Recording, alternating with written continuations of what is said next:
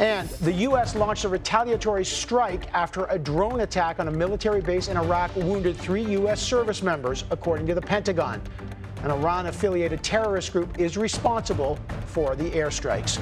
For more on that, let's bring in retired U.S. Army Colonel Jeff McCausland. Great to have you here. He's the national security consultant for CBS Radio. Jeff, there are several Iranian-backed groups across the Middle East right now that are escalating their aggression since the war began between Israel and Hamas. What risk do these groups pose in broadening the conflict?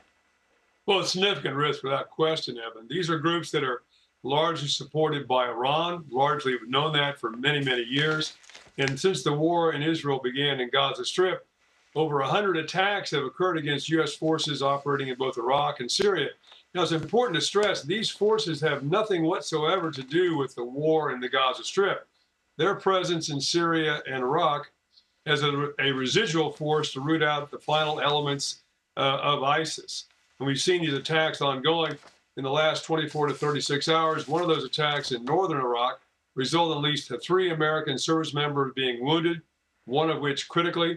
And as a consequence, the United States has conducted an additional airstrike against these particular forces. So the possibility, if you had a major loss of life by one of these attacks, of then a major U.S. response, continuing escalation, which could bring the United States in a direct confrontation with Iran, certainly cannot be ignored. Okay, so that's obviously the worry, the direct confrontation with Iran, as you talked about. So what does the U.S. need to do to ensure it doesn't get pulled into a wider conflict, which has been the president's goal all along?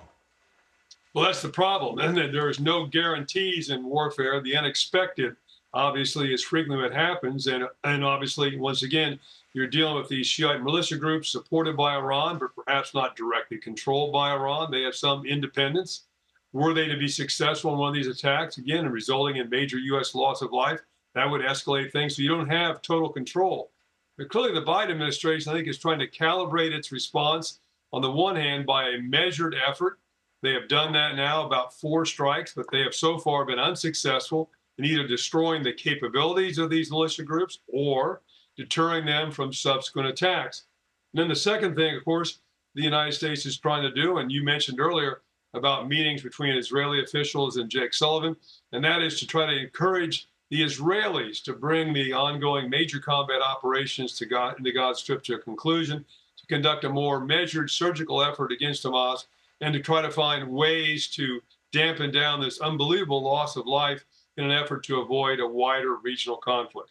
All right, look, there's lots of moving pieces on the puzzle board here, so let me bring in another one, which is Saudi Arabia. That country has been keeping a low profile since Yemeni Houthi rebels began targeting Israeli-linked ships in the Red Sea. So focusing on that, what is Saudi Arabia's strategy here, and what have they gained by not being more active peacemaker? Obviously, they've had a long military history in Yemen as well.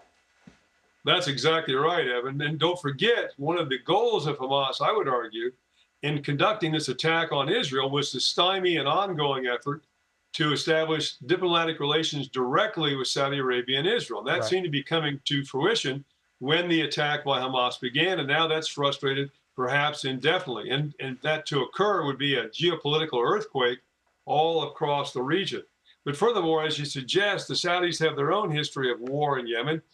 They've been involved since 2015 for about 9 years in war against the Houthis, which they thought they could bring to conclusion very, very quickly when the Houthis took control of the government and took it away from a government that was more obviously aligned with Saudi Arabia. And this has resulted in a massive humanitarian disaster that, frankly, the world community doesn't pay much attention to. There are estimates 4.5 million people are refugees in Yemen as a result of that 9-year war, perhaps 14, 15% of the whole population. But for the Saudis, they have managed to negotiate a kind of a temporary truce, which has continued for some time. And Crown Prince Mohammed bin Salman, I think now is more interested in his ongoing efforts to modernize Saudi Arabia and pushing a lot of efforts in that particular direction. So he wants peace and stability in the region to accomplish that. And the ongoing attacks at times by the Houthis against Saudi cities as part of that war obviously were contrary to that. And then last but not least, very difficult for the Saudi kingdom to appear indirectly to be on the side of the Israelis in a conflict like this, how that might play out on the street in Saudi Arabia might be a point of concern by the Crown Prince and Saudi leadership overall. All right, excellent context there, retired Colonel Jeff McCausland. Thanks for that. Appreciate it. My pleasure.